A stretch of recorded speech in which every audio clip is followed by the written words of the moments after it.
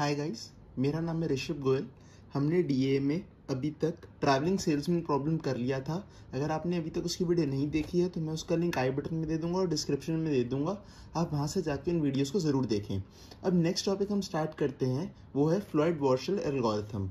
फ्लॉयड-वॉर्शल algorithm एक ऐसा algorithm है जिसको यूज़ करके हम किन्हीं दो वर्टिसेस के बीच में शॉर्टेस्ट पाथ फाइंड करते हैं।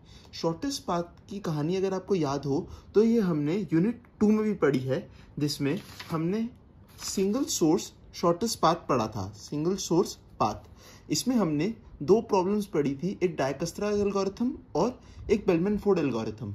इन दोनों एल्गोरिथम्स में हमने देखा था कि हमारे पास एक सिंगल सोर्स गिवन होता है जिससे हमें बाकी अदर वर्टिसेस तक एक शॉर्टेस्ट डिस्टेंस फाइंड करना होता है। जैसे सपोज हमारे पास यहाँ पर 4 वर्टिसेस हैं, 1, 2, 3 एंड 4, और इन सब वर्टिसेस के बीच में हमें कुछ डायरेक्शन गिवन है जिसके थ्रू हम मूव कर सकते हैं। जैसे कुछ इस तरीके से हमें डायरेक्शन गिवन है। डायकस्त्रा और बेलमैन फोर्ड एल्गोरिथम्स में हमें एक सिंगल सोर्स गिवन होता है। सपोज हमें गिवन है कि हमें सोर्स 1 से स्टार्ट करना है और बाकी अदर वर्टिसेस तक एक शॉर्टेस्ट पाथ फाइंड करना है।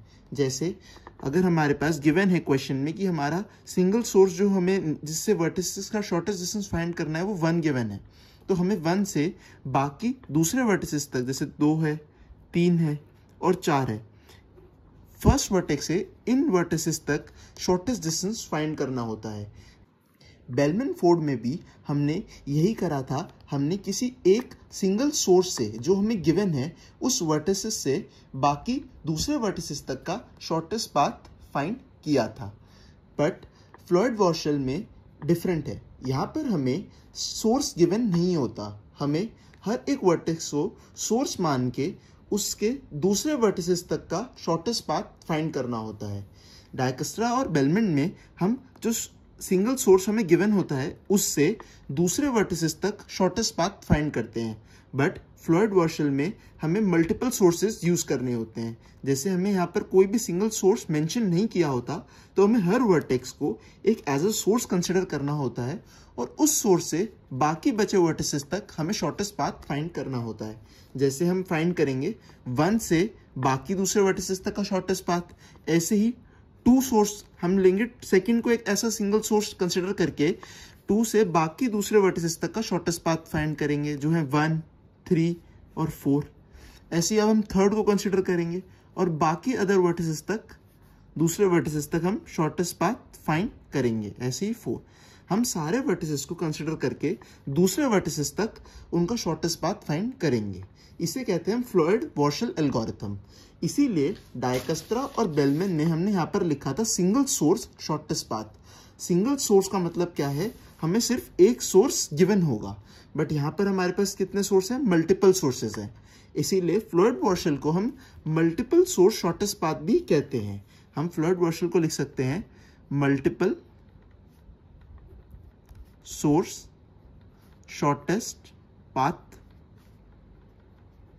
एल्गोरिथम, या फिर हम इसे लिख सकते हैं all pair shortest path algorithm. All pair shortest path algorithm. All pair हमने कैसे लिखा, हर वर्टेक्स का दूसरे वर्टेक्स से एक शॉर्टेस्ट डिस्टेंस फाइंड करना। हमें ऐसे सारे पेयर्स के बीच में शॉर्टेस्ट डिस्टेंस फाइंड करना होगा। जैसे 1 से 2, 2 से 1, 2 से 3, 3 से 2, 3 से 1, 1 से 3, ऐसे हर पेयर के बीच में हमें शॉर्टेस्ट डिस्टेंस फाइंड करना होगा। ये थी हमारी डेफिनेशन फ्लॉयड-वॉर्शल एल्गोरिथम की। अब हम इसे डायनामिक प्रोग्रामिंग के थ्रू सॉल्व करके देखते हैं कि कैसे हमें सॉल्व करना है। मैं एक ग्राफ का एग्जांपल लेता हूं और फिर उसके थ्रू आपको समझाऊंगा कि कैसे ब्रूट फोर्सली हम उसे सॉल्व करेंगे। इधर हमें एक ये पॉइंट भी याद रखना है कि फ्लॉयड-वॉर्शल एल्गोरिथम हमारा नेगेटिव एज साइकिल्स भी डिस्कवर कर सकता है, उनको भी वो एनकाउंटर कर सकता है। लेकिन हमने याद है डायकस्त्रा हमारा ऐसा नहीं कर सकता, बेलमैन कर सकता है। फ्लॉयड-वॉर्शल और बेलमैन हमारे दोनों नेगेटिव एज साइकिल को डिटेक्ट कर सकते हैं और उनको एनकाउंटर कर सकते हैं, बट डायकस्त्रा ना ही उनको एनकाउंटर कर सकता है और ना ही उनको डिटेक्ट कर सकता है। बस ये एक एडवांटेज है फ्लॉयड-वॉर्शल का। अब जैसे हमारे पास ये एक एग्जाम्पल है, तो मैं आपको उसको समझाऊंगा कि किस तरीके से हमें इसे सॉल्व करना है। हम सबसे पहले एक सपोज मैट्रिक्स लिखते हैं A0। इसमें मैं क्या बनाऊंगा, इस गिवन ग्राफ का कॉस्ट एडजेसेंसी मैट्रिक्स। ये मैंने आपको बनाना पिछले ट्रैवलिंग सेल्समैन प्रॉब्लम में भी बताया था कि हम कैसे बनाते हैं। हम इधर हमारे वर्टिसेस का नाम लिख लेंगे, दैट इज 1 2 3 4, और इस तरफ भी हमारे वर्टिसेस का नाम लिख लेंगे 1 2 3 4, और हम हर वर्टेक्स से दूसरे वर्टेक्स का जो भी डिस्टेंस होगा उसे यहाँ पर लिख देंगे, जो भी डिस्टेंस होगा या कॉस्ट होगा। जैसे हमें गिवन है 1 से 2 तक का कॉस्ट है हमारा 3, 1 से 2 तक का कॉस्ट है 3। 1 से 1 तक का कोई भी एज नहीं है, कोई भी एज उसके सेल्फ लूप में नहीं है, तो इसीलिए इनके डायगोनल्स की वैल्यू क्या होगी, 0, क्योंकि आप देख सकते हैं ना ही 2 से 2 पे कोई एज निकल रहा है, ना ही 3 से 3 पे, और ना ही 4 से 4 पे। अब हम 1 से 3 पे देखते हैं, 1 से 3 पे कोई भी एज नहीं है, तो हम इसे क्या लेंगे, इनफाइनाइट। मतलब 1 से 3 तक जाने के लिए हमारे पास अभी कोई भी पाथ नहीं है, कोई भी सोर्स नहीं है। ऐसी 1 से 4, 1 से 4 के लिए हमारे पास डिस्टेंस है 7, 2 से 1 8, 2 से 3 2, 2 से 4 कोई भी हमारे पास अभी डायरेक्ट एज नहीं है, तो इसका डिस्टेंस होगा इनफाइनाइट या कॉस्ट कह सकते हैं। 3 से 1, 3 से 1 5, ये हमारे वर्टिसेस हैं 1 2 3 4, दोनों तरफ हमने वर्टिसेस लिखे हैं, और अब हम हर वर्टिस से दूसरे वर्टिस के बीच का डिस्टेंस फाइंड कर रहे हैं। 3 से 2, 3 से 2 कोई भी डायरेक्ट डिस्टेंस नहीं है हमारे पास, तो ये होगा इनफाइनाइट। 3 से 4, 3 से 4 है हमारे पास 1, 4 से 1 2, 4 से 2 इनफाइनाइट, 4 से 3 कोई भी डायरेक्ट एज नहीं है, तो इनफाइनाइट। अब ये हमारा A0।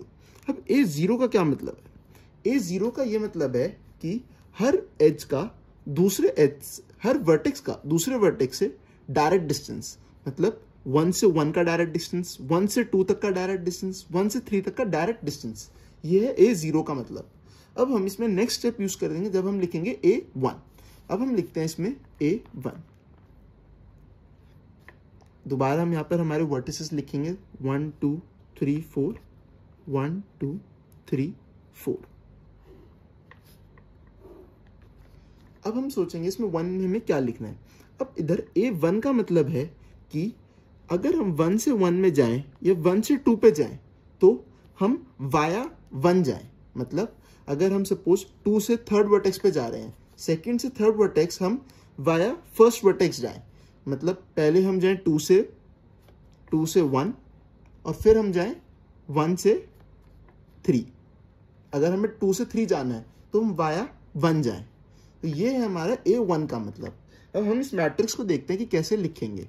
हमारा डायगोनल अभी भी हमेशा ही 0 होगा, क्योंकि हम अगर 1 से 1 जाएंगे वाया 1 तो वो भी 0 होगा। 2 से 2 जाएंगे वाया 1, 2 से 2 जाएंगे वाया 1, तो उसका डिस्टेंस अब यहाँ पर कुछ होगा, दैट इज 2 से 1 जाएंगे। मैं यहाँ पर लिख के दिखाता हूँ। अगर हम 2 से 2 जाएंगे, हम डायगोनल लिख लेते हैं। अगर हम 2 से 2 जा रहे हैं तो हमें इसमें क्या चेंज करना है, हमें वाया 1 जाना है। मतलब पहले 2 से 1 जाएंगे, फिर 1 से 2 जाएंगे। ये हमारा पाथ होगा। पहले हम 2 से 1 जाते हैं तो हमें क्या कॉस्ट लगेगी 8, प्लस अब हम 1 से 2 जाएंगे, वापस 1 से 2 जाएंगे तो हमें कॉस्ट लगेगी 3। तो इसका टोटल डिस्टेंस हो गया 11। 2 से 2 का डिस्टेंस हो गया 11। 3 से 3 जाएंगे वाया 1। अब हमें 3 से 3 जाना था, बट अब हम A1 लिख रहे हैं तो इसका मतलब क्या है, हम वाया 1 जा रहे हैं। तो 3 से 3 के लिए हम क्या लिखेंगे 3,1। पहले हम 3 से 1 पे जाएंगे, देन हम 1 से 3 पे जाएंगे। तो 3 से 1 तक का डिस्टेंस हम यहाँ से इस टेबल से भी देख सकते हैं, हमारी पिछली टेबल से। 3 से 1 तक का डायरेक्ट डिस्टेंस है हमारे पास 5, प्लस 1 से 3 तक का हमारे पास डिस्टेंस है इनफाइनाइट। तो ये डिस्टेंस क्या होगा, इनफाइनाइट ही होगा। तो 3 से 3 का डिस्टेंस हमारे पास क्या होगा, इनफाइनाइट होगा वाया 1। मतलब 1 के थ्रू हमारे पास डायरेक्ट 3 से 1 और 1 से 3 हमारे पास कोई भी डिस्टेंस नहीं है। तो हम यहाँ पर इनफाइनाइट नहीं लिखेंगे। अभी हम इनफाइनाइट की क्या जगह लिखेंगे 0, क्योंकि आप देख सकते हैं हमारी पिछली टेबल में हमें 3 से 3 तक डायरेक्ट डिस्टेंस ही सबसे छोटा मिला हुआ है। हमें इस वाले फ्लूइड वर्शन में मेन मोटिव क्या है, हमें सब हर पॉइंट से दूसरे पॉइंट तक का सबसे छोटा पाथ निकालना है। अगर मैं यहाँ पर 3 से 3 पे जा रहा हूँ वाया 1, तो उसका डिस्टेंस आ रहा है इन्फिनिटी। बट अगर मैं 3 से 3 पे डायरेक्ट ही जाऊँ तो मेरा डिस्टेंस क्या आएगा, 0 आएगा। तो मुझे हर पॉइंट पे शॉर्टेस्ट पाथ निकालना है, तो मैं इसमें क्या लिखूंगा, 0 लिखूंगा। मतलब हम जो वैल्यू निकालेंगे और हमें उसके पिछली टेबल से भी उसे कंपेयर करना होगा। जैसे यहाँ पर 3 से 3 वाया 1 हमारे पास डिस्टेंस आया इन्फिनिटी, बट पिछली टेबल में 3 से 3 हमारा क्या था, डिस्टेंस 0 था। तो हमें इन दोनों का जो भी मिनिमम होगा उसे कंसिडर करना होगा, तभी हमें हमारा शॉर्टेस्ट पाथ हर पॉइंट पे मिलेगा। अब हम 4 से 4 पे जाते हैं वाया 1। अगर हम 4 से 4 पे जाते हैं वाया 1 तो हमें क्या लिखना होगा, 4 to 1, फिर हम जाएंगे 1 to 4। तो 4 to 1 हमारा डिस्टेंस है 2 प्लस 1 to 4, 1 to 4 हमारा डिस्टेंस है 7। इसका डिस्टेंस क्या है हमारे पास, 7 प्लस 2 9। तो हम इधर क्या लिखेंगे, 9, और दूसरी वैल्यू हम क्या लेंगे यहाँ पर, 0। 4 और 4 हमें 9 और 0 को कंपेयर करना होगा। नया डिस्टेंस हमारा 1 के थ्रू तो 9 आया है, बट अगर हम डायरेक्टली 4 से 4 पे जाए, हम मतलब पिछली टेबल के कंपेयर करें, पिछली वैल्यूज को लें, तो वो थी 0। तो इन दोनों में से छोटा क्या है, 0 है। तो हम इधर क्या लेंगे, 0 लेंगे। इधर ही हमारे यहाँ पे मिस्टेक हो गई, जैसे हम 2 से 2 पे गए तो हमने वैल्यू को कंपेयर नहीं करा, हमें उसको पिछली टेबल से भी कंपेयर करना होगा। जैसे हम 2 से 2 गए वाया 1, तो हमें डिस्टेंस मिला था, हमारा कॉस्ट मिला था 11। बट अगर हम पिछली टेबल से कंपेयर करें तो 2 से 2 अगर हम डायरेक्टली ही जा रहे थे तो हमारा डिस्टेंस था 0, जो कि हमारा कम था 11 से। तो हमारा डिस्टेंस क्या होगा, 0 ही होगा। तो हम इसे लेंगे 0। तो इसका मतलब हर बार डायगोनल हमारी वैल्यू क्या कंसिडर करेगा, 0 ही लेगा। अब हम 1 से 2 पे जाते हैं। 1 से 2 पे अब हमें वाया 1 जाके चेक करना है।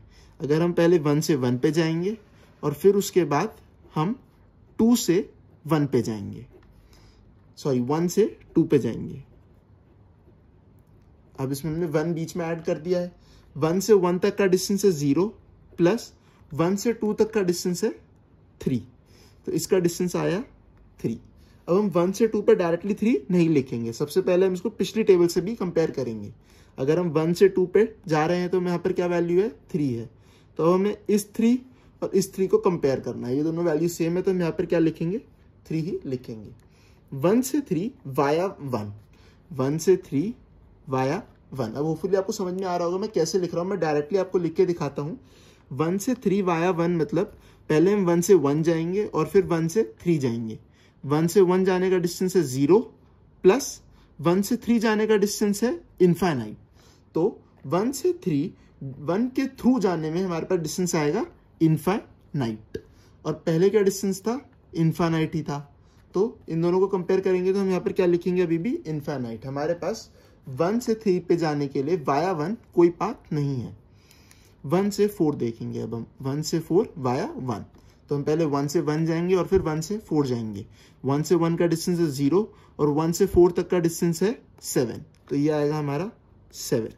मतलब टोटल सम भी 7 था और पिछली वैल्यू भी 7 थी, तो यहाँ पर भी 7 ही आएगा।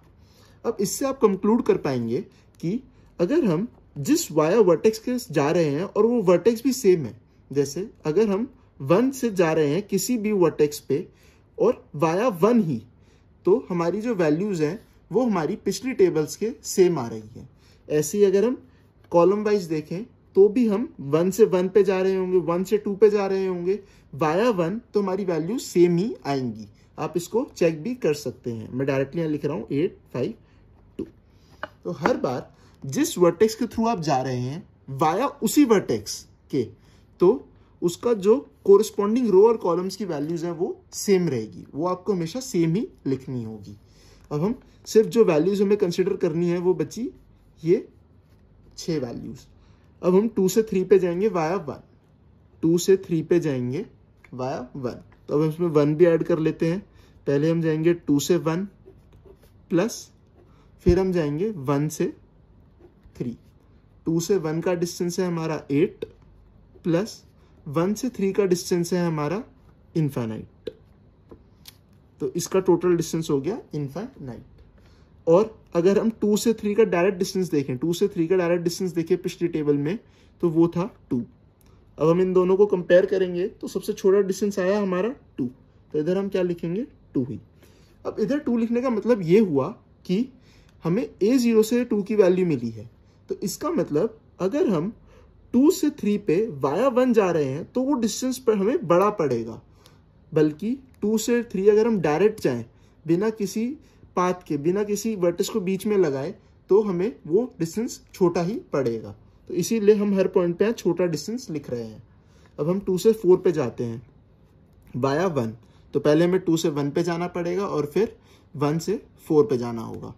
2 से 1 तक का हमारे पास डिस्टेंस हमें गिवन है 8, प्लस 1 से 4 तक का डिस्टेंस है 7, इसका सम आया हमारे पास 15।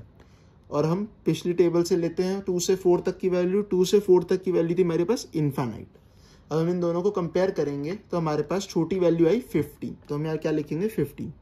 इसका मतलब हम 2 से 4 अगर 1 के थ्रू जाते हैं तो वो हमें डिस्टेंस छोटा पड़ेगा कंपैरिजन टू अगर हम 2 से 4 डायरेक्टली जाएं, क्योंकि यहाँ A0 है। ऐसी हम और वैल्यूज को फिल करते हैं। 3 से 2, 3 से 2 हम 1 के थ्रू जाएंगे तो हम पहले जाएंगे 3 से 1 और फिर 1 से 2। 3 से 1 तक का डिस्टेंस है 5, प्लस 1 से 2 तक का डिस्टेंस है हमारे पास 3, तो इसका सम आएगा 8। तो 8 यहाँ पर आ गया 8, और अगर हम 3 से 2 तक की डायरेक्ट वैल्यू देखें तो वो थी इनफाइनाइट। अब हम 8 और इनफाइनाइट को कंपेयर करेंगे तो 8 छोटा है, तो हम यहाँ क्या लिखेंगे 8। ये सब आप रफ वर्क में कर सकते हैं, ये मैंने सिर्फ आपको समझाने के लिए यहाँ लिखा था, आप डायरेक्टली भी समझ के कर सकते हैं। जैसे अगर हम 3 से 4 पे जाएंगे वाया 1, तो पहले हमें 3 से 1 पे जाना पड़ेगा, डिस्टेंस है 5, फिर हमें 1 से 4 पे जाना होगा, 1 से 4 पे जाने का डिस्टेंस है 7, तो हम इसमें 7 ऐड कर देंगे तो हमारे पास क्या मिला 12। और हमें इसे किससे कंपेयर करना है, पिछली वैल्यू से। अगर हम 3 से 4 पे जाएंगे डायरेक्टली तो हमें वैल्यू क्या मिल रही है 1, तो 1 छोटा है 12 से, इसका मतलब हम क्या लिखेंगे यहाँ पर 1। ऐसे ही हम और कंपेयर करते हैं 4 से 2।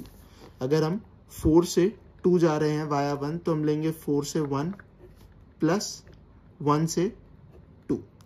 4 से 1 तक का डिस्टेंस है 2, प्लस 1 से 2 तक का डिस्टेंस है 3, जिसका सम आया हमारे पास 5। टोटल कॉस्ट 4 से 2 वाया 1 हमारे पास आई 5। और अगर हम पिछली कंपेयर करें वैल्यूज, 4 से 2 हमारे पास थी इनफाइनाइट, तो 5 और इनफाइनाइट में छोटा है 5, तो इधर हम लिखेंगे 5। हमें हर पॉइंट पे शॉर्टेस्ट पाथ फाइंड करना है, ये आपको हमेशा याद रखना है। हर पॉइंट पे क्या लिखना है, शॉर्टेस्ट पाथ वाया 1 या वाया 0। अभी हम 1 कंसिडर कर रहे हैं, उसके बाद हम 2 भी लेंगे वाया 2, क्योंकि हमें हर पॉइंट से दूसरे पॉइंट तक का शॉर्टेस्ट पाथ कंसिडर करना है और उनके बीच में एक शॉर्टेस्ट पाथ निकालना है, शॉर्टेस्ट पाथ निकालना है विद शॉर्टेस्ट डिस्टेंस। अब हम 4 से 3 को कंपेयर करेंगे तो 4 से 1 तक जाने का डिस्टेंस है 2 और 1 से 3 तक जाने का डिस्टेंस है इनफाइनाइट, तो ये क्या आया इनफाइनाइट। और पहले भी हमारे पास 4 से 3 क्या था इनफाइनाइट, तो ये क्या आएगा इनफाइनाइट ही आएगा। अब हम उसके बाद नेक्स्ट कंसिडर करते हैं हमारा 2। अब हम अगर वाया 2 जाएं तो अब हम लिखेंगे A2।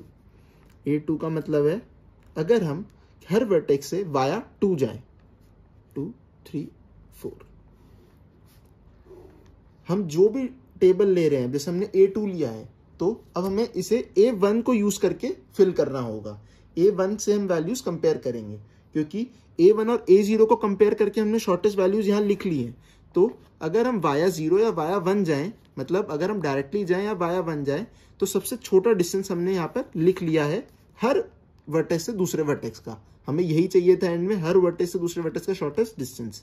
बट अभी हम सारे वर्टेक्सेस को कंसिडर करेंगे, अभी हमने सिर्फ एक ही वर्टेक्स करा है 1। ऐसे हम 2 भी करेंगे, 3 भी करेंगे और 4 भी करेंगे। अब हम 2 को कंसिडर करते हैं। 1 से 1 वाया 2, ये आपको देखेंगे 1 से 1 वाया 2 जाएंगे तो हम पहले 1 से 2 जाएंगे और फिर 2 से 1 आएंगे, तो उसका डिस्टेंस हमेशा कुछ ज़्यादा होगा 0 से, तो हम यहाँ पर डायगोनल की क्या वैल्यू लिखेंगे हमेशा 0। और मैंने आपको ये भी बात बताई थी कि अगर हम किसी वर्टेक्स से दूसरे वर्टेक्स पे जा रहे हैं वाया वही वर्टेक्स, तो हम उसके कॉलम और उसके रो का जो भी वैल्यूज होंगी उनको एज इट इज पिछली टेबल के हिसाब से लिख देंगे। जैसे हम वाया 2 जा रहे हैं तो हम सेकेंड वर्टेक्स की रोज और कॉलम्स को एज इट इज वैल्यूज लिख देंगे, दैट इज 8 0 2 15 3 8 0 8 5। इनमें कोई भी चेंज नहीं आएगा, क्योंकि आप देख सकते हैं अगर हम 2 से 2 पे ही जाएंगे तो हमारे पास कोई डिस्टेंस नहीं होगा, वो 0 होगा, तो हमें हमेशा वही वैल्यूज बार बार मिल रही होगी। जैसे मैं आपको दिखाता हूँ, अगर हम 2 से 3 जा रहे हो, 2 से 3 जा रहे हो वाया 2, तो हमें क्या लिखना है, 2 से 2 प्लस 2 से 3, ये वैल्यू तो 0 ही रहेगी हमेशा, हमें हमेशा डायरेक्टली क्या मिलेगा, 2 से 3 ही मिलेगा, हमें वही वैल्यू मिलेगी जो हमें चाहिए थी। तो इसीलिए हम उसको पिछली टेबल के हिसाब से एज इट इज नीचे लिख देते हैं। हमें अब जो मेन टेबल फिल करनी है वो ये बाकी बचे हुए कॉलम्स हैं। 3 से 1 वाया 2, 3 से 1 वाया 2 होगा 3 से 2 प्लस 2 से 1। 3 से 2 का शॉर्टेस्ट डिस्टेंस अभी तक हमारे पास है 8 प्लस 2 से 1 तक का डिस्टेंस है 8 विच इज 16, और 3 से 1 तक का हमारे पास शॉर्टेस्ट डिस्टेंस अभी तक हमें मिल चुका था 5। तो इसका मतलब नया डिस्टेंस जो हमें मिला है वो बड़ा है पिछले डिस्टेंस से, तो इसका मतलब यहाँ पर हमारे पास पिछली वैल्यू ही आ जाएगी। अब हम 3 से 4 देखते हैं। 3 से 4 देखेंगे तो पहले हम 3 से 2 जाएंगे, क्योंकि हम वाया 2 देख रहे हैं, यहाँ A2 है तो मतलब हम वाया 2 जाएंगे, हर वर्टेक्स वाया 2। 3 से 4 के लिए वाया 2, 3 से 2 की वैल्यू ऐड करेंगे दैट इज 8 प्लस 2 से 4 तक की वैल्यू, 2 से 4 तक की वैल्यू ऐड करेंगे 15, तो इसकी वैल्यू हमारे पास क्या आई 23। और इसको हम पिछली वैल्यू से कंपेयर करेंगे, 3 से 4 हमारे पास क्या था 1 था, तो हमारे पास पिछली वैल्यू ही छोटी है, तो इधर भी हम क्या लिखेंगे 1। अब हम 1 से 3 तक जाते हैं वाया 2, तो हम पहले लिखेंगे 3 प्लस 1 से 2 और फिर 2 से 3, 2 से 3 का डिस्टेंस है हमारे पास 2, तो यहाँ पर हमारे पास आएगा 3 प्लस 2 से 3 तक का डिस्टेंस है 2 विच इज 5, और 1 से 3 डायरेक्ट डिस्टेंस हमारे पास जो यहाँ पर था वो था पिछली बार वैल्यूज के हिसाब से इनफाइनाइट, तो इनफाइनाइट हमारा बड़ा है जो हमें नई वैल्यू मिली है, तो इधर हमारे पास नई वैल्यू होगी हमारी 5। अब हम और देखते हैं 1 से 4। 1 से 4 के लिए वाया 2, मैं हर बार लिख ही देता हूँ, 1 से 4 वाया 2 है, पहले 1 से 2 और फिर 2 से 4। 1 से 2 तक का डिस्टेंस हम पिछली टेबल के हिसाब से, अब हम A0 को नहीं देखेंगे, अगर हम A2 सॉल्व कर रहे हैं तो हम A1 से कंसिडर करेंगे, A1 सॉल्व कर रहे हैं तो A0 से कंसिडर करेंगे। 1 से 2 तक का डिस्टेंस है हमारे पास 3 प्लस 2 से 4 तक का डिस्टेंस है हमारे पास 15, तो ये हमारे पास आया 18, और पिछला डिस्टेंस हमारा 1 से 4 तक था 7, तो 7 हमारा छोटा है तो इधर हम 7 ही लिखेंगे। 4 से 1 और 4 से 3 मैं आपको डायरेक्टली निकाल के यहाँ पर वैल्यूज लिख के दिखा देता हूँ। यहाँ पर मैंने A3 और A4 भी अब लिख दिया है। A3 हमने कैसे निकाला A2 से, A4 हमने कैसे निकाला होगा A3 से। मैं अब इसका आपको फॉर्मूला भी लिख के दिखाता हूँ कि किस तरीके से हम इसको फॉर्मूले में कन्वर्ट करते हैं। आप उस फॉर्मूले से भी इन वैल्यूज़ को निकाल सकते हैं, या फिर आप इसको डायरेक्टली भी ऐसे निकाल सकते हैं जैसे मैंने आपको बताया था। दोनों तरीके से एग्जाम में करेक्ट है। अब इसमें हमें जो निकालना था एंड में वो सॉल्यूशन था कि हमें हर वर्टेक्स से दूसरे वर्टेक्स तक का शॉर्टेस्ट पाथ निकालना था वाया कैसे भी, अगर वो मतलब 1 से 3 तक का हमें शॉर्टेस्ट पाथ निकालना है, चाहे वो कहीं से भी होके आए। ऐसे इधर भी हमें 1 से 3 तक का शॉर्टेस्ट पाथ निकालना है, चाहे वो कहीं से भी होके आए। ऐसे ही 3 से 4 तक का, हर वर्टेक्स से दूसरे वर्टेक्स तक का। तो हमने क्या किया, हमने किया था पहले हमने डायरेक्ट डिस्टेंस लिखा, फिर हमने हर डिस्टेंस के बीच में 1 को यूज़ किया, मतलब हमने कोई भी पाथ है उसमें हमने 1 को कंसिडर करा और चेक करा कि क्या जो हमारा डिस्टेंस आ रहा है वो पिछली बारी से और छोटा है या नहीं है। अगर नहीं है तो हमने पिछले वाले को ही एज इट इज लिख दिया, और अगर छोटा है तो हमने 1 को बीच में कंसिडर करके उस वाले डिस्टेंस को लिख दिया। फिर हमने A2 लिया। A2 में मतलब है कि अब हमने उन दोनों पाथ के बीच में वर्टेक्स 2 को कंसिडर किया। वर्टेक्स 2 को कंसिडर करने के बाद हमें जो भी डिस्टेंस मिला, अगर वो हमारे 1 से भी छोटा है, मतलब अगर हम 1 को कंसिडर करते तो, और हमने 2 को कंसिडर करा, वो उससे भी छोटा है तो हम उसको कंसिडर करेंगे, नहीं तो हम 1 वाली वैल्यूज को ही एज इट इज कंसिडर करेंगे। इसी तरह हमने 3 को लिया और 4 को लिया। एंड में हमें क्या मिला, जब हमने चारों वर्टिसेस कंसिडर कर लिए तो हमें डायरेक्ट डिस्टेंस मिला 1 से 1 तक का, 1 से 2, ऐसे हर वर्टेक्स से दूसरे वर्टेक्स तक का डिस्टेंस मिला हमें, जो कि हमारा सबसे शॉर्टेस्ट डिस्टेंस है। तो यही है हमारा आखिरी में सॉल्यूशन। हमें हर वर्टेक्स से दूसरे वर्टेक्स तक का शॉर्टेस्ट पाथ मिल चुका है। ये हमारे इनके बीच के डिस्टेंस। जैसे अगर हम 1 से 2 तक जाएं तो हमें वैल्यू मिली 3। अब हम इसमें पाथ देखेंगे कि हमें पाथ क्या मिला, तो हम चेक करेंगे कि ये 3 वैल्यू हमें कहाँ से मिली। तो ये 3 वैल्यू हमें पिछली चेक करेंगे तो ये भी यहीं पर 3 थी, तो इसका मतलब ये हमें यहाँ से नहीं मिली। तो हम और बैक जाएंगे, यहाँ पर भी 3 था, तो इसका मतलब ये यहाँ से भी नहीं मिली। 3 हम और बैक जाएंगे तो यहाँ पर भी 3 था, तो इसका मतलब ये हमें यहाँ से भी नहीं मिली। तो इसका मतलब ये हमें स्टार्टिंग में ही मिल चुकी थी। 1 से 2 पे जाने के लिए हमें स्टार्टिंग में हमें शॉर्टेस्ट डिस्टेंस मिल चुका था, दैट इज 3, मतलब A0 पे। A0 का मतलब है अगर हम 1 से 3 डायरेक्टली ही जा रहे थे, 1 से 2 डायरेक्टली जा रहे थे, तो हमें डिस्टेंस मिल रहा था 3। ऐसे ही अब हम देखते हैं, अगर हमें सपोज कोई इन्फाइनाइट वैल्यू ले लेते हैं, जैसे पहले हमारे पास यहाँ इन्फाइनाइट था और फिर हमारे पास वैल्यू चेंज हो गई, तो अब उसका पाथ निकालते हैं। जैसे 1 से 3 हमारे पास सबसे शॉर्टेस्ट डिस्टेंस अब आया 5।